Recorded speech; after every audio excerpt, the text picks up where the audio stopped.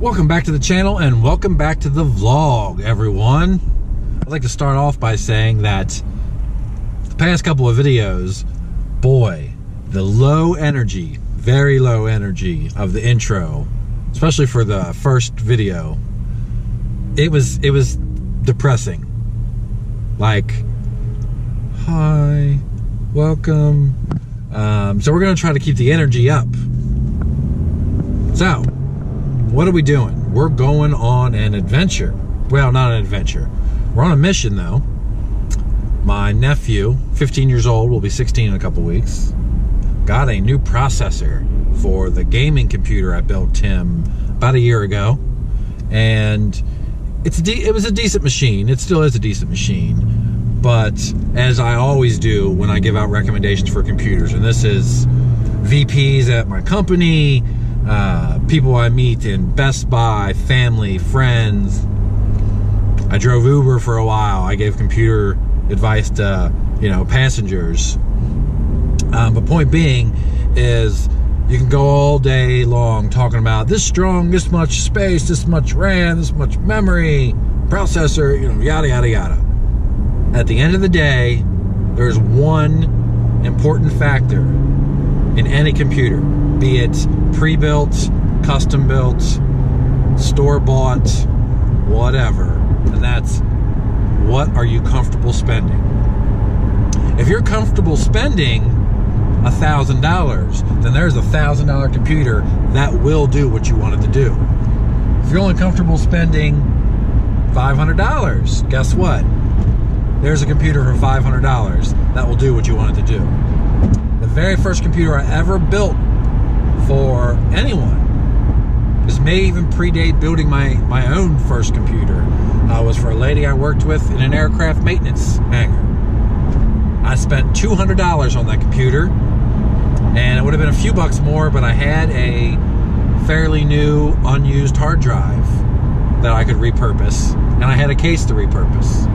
So for $200, she got an Intel dual-core processor, 2 gigs of RAM, 120 gig hard drive, integrated graphics, and I have no idea what kind of motherboard, but cheap, and it did what she needed it to do. So, to make a long story short, when my nephew was ready for a PC, I called my sister up and said, what are you willing to spend on a computer for him? Because that's the biggest question. Doesn't matter what you're willing to spend, we'll find the best fit. For Andrew, my nephew, he wanted a gaming machine. He wanted the best graphics possible for the highest frame rate, and he had an idea of what card he wanted. So we started with the graphics card, and from there, that determined everything else that went in the computer. And he got decent hardware. Our budget was $700. We did have to go back to Micro Center and swap out the motherboard. So I don't know if there was a firmware issue with the processor and the motherboard. It could be, I use PC Parts Picker, which is great. One of the greatest sites ever. I'll link that in the description below. Which is great for finding parts, finding the best price for parts. It does a compatibility check, shows you power requirements, a lot of good information. And while there was some issues with certain motherboards and newer Vesha, am I saying that right? But a certain Visa, pothole. So certain processors in this gen did have compatibility issues that required a BIOS update. However, the processor we had is not one of the ones targeted or identified as having that possible incompatibility. Micro Center seemed to think it was an issue with the power supply because I was getting nothing. No lights, no powering up. It just didn't come on. So, we returned the motherboard to, it was an online retailer. I don't believe this was Amazon. But we went to Micro Center, found an Asus motherboard, pretty comparable, a little bit better model, brought it home, plugged it in, lo and behold, everything came right on and worked. So whatever parts weren't working together, the Asus fixed it. Fast forward a few months, the boy, my nephew, really getting into gaming, loves this new machine, built around his graphics card, which was a RX 480, decent, high performance for 1080, and handles 1440 pretty well, I hear. Of course, it doesn't have a 1440 monitor. But he was having issues with memory management. Lo and behold, Chrome eating up all of his memory. We did only start him off with 8 gigs, and he's playing AAA games. First thing to do for him was save money. Told him, start doing chores, wash dishes, cut grass, whatever kids do these days. It's winter right now. Shovel snow. Save up money. The easiest and most manageable goal was more RAM. So he did me proud. He saved money, he did chores, he earned what he could, how he could, and saved up for RAM, bought RAM, got it, asked for me to come over to help him with it, which I was more than glad to do, and instead sent me a picture a few days later of the RAM. And what did he do? He sent me a screenshot of the properties of his computer showing he had 16 gigs of RAM, which I thought was pretty awesome. So he instantly saw giant gains. I forget what he said, but 10, 20 frames per second difference in some of the games. Fast forward to Christmas, and I uninstalled my old 256 SSD. I believe it was a 256 gig 850 Pro. Got that installed Windows 10 fresh, moved over a couple of his Steam games. He's got a 2 terabyte mechanical drive, so I got the SSD in. Now it's time for the processor. So it's 8 core, 8 threads. Was only $70, I believe. Oh, we're here. So for $70, he got himself an AMD FX 8350. So we're gonna get that installed. We're gonna film a little bit of that. All right, we are in the lion's den. Say hello, Andrew. Hi. Suffice it to say, there is the processor and heatsink, which we will be removing. There's the rest of it, looking nice and clean. We must have sprayed this out with canned air, huh? What is going on? Oh, that's your PlayStation. I was like, whoa, we can't turn it off yet. It works. All right.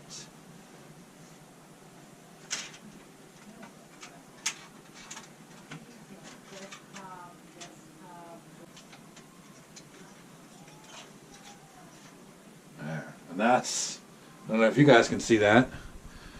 This is where the pre-applied thermal paste is. On the new one, it'll be right there as well. It's not a bad idea to clean this off and put good paste on, but it really only matters if you're overclocking.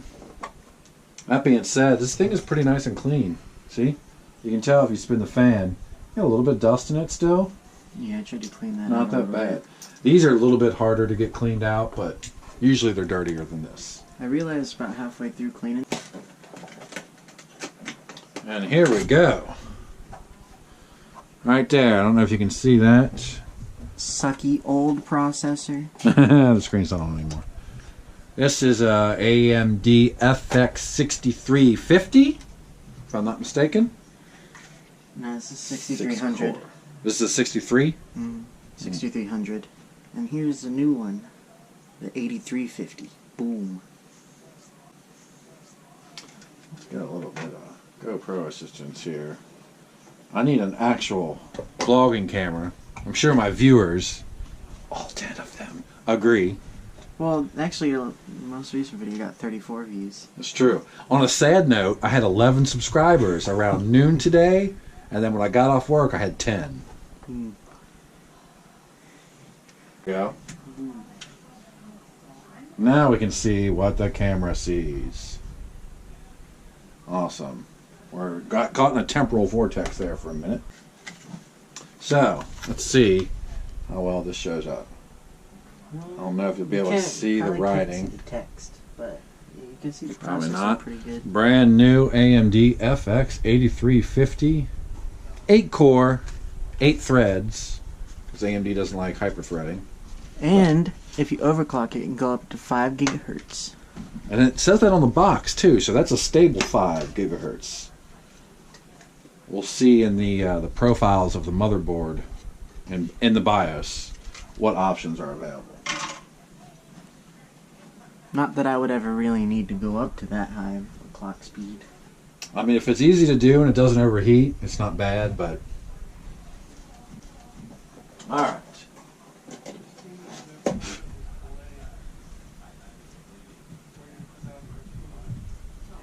The arrow's in. Pretty sure it is. I have definitely bent pins on processors before. So, what we're looking for is... Let's get a close-up shot. Give us some light with that. There we go. Processor is in. Clamping it down. Alright, and it's in. Alright, so, this guy. I hesitate to call this the hardest part, but AMD processors. Intel has 4 screws, 1 screw on each corner, and they're always rounded. AMD has these nice guys. So we clip this one in, and then we clip that one in the other side, and then latch it down.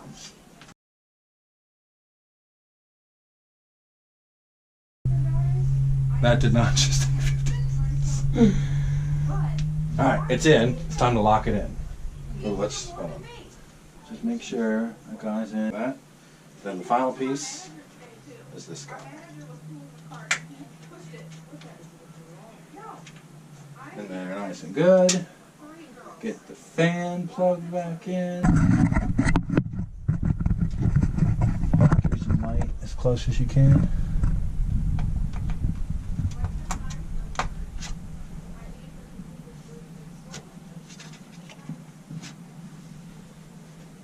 Alright. There you get the lights. So, the processor is in. Let's switch our inputs on the monitor.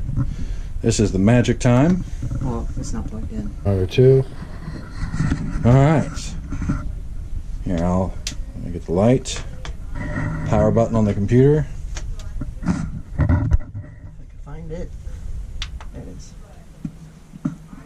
Switch the input.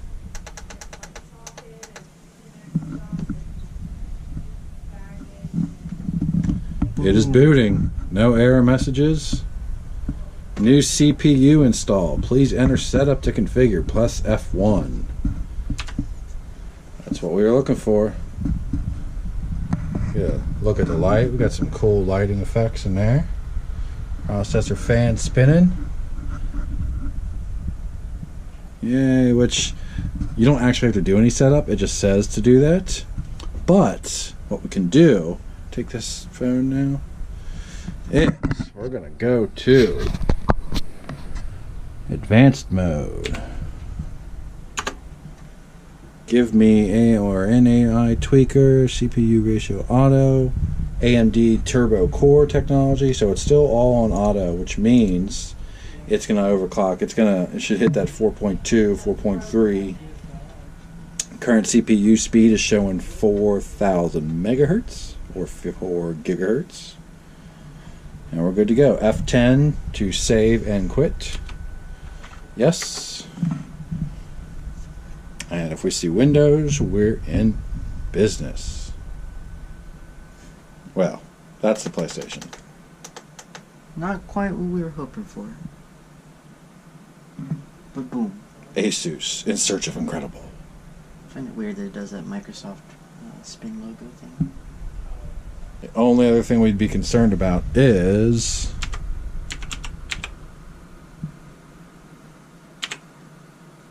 click on that for me. We're going to see if Windows is activated. Windows is activated with a digital license. Yep. Now, if you were installing Windows brand new with a new hard drive, like we already did, sometimes it makes you reactivate it, sometimes it doesn't. If you change your motherboard, you definitely have to reactivate 4.9. 4.09, and that's that's right after boot, so it's not quite idle, but you should be sitting at that at all times. Now you should also see. Also, I don't know if you can see that. It's 4 cores. It's 8 logical processor. All right, ladies and gentlemen, that is a successful CPU swap.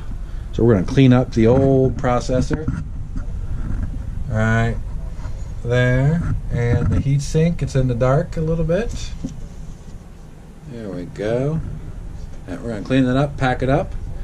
Probably, you could probably sell that for $30 or something, or just have a processor. All right. On that bombshell, This has been Tech 101 with Tech Nerds. Nick and Andrew sign.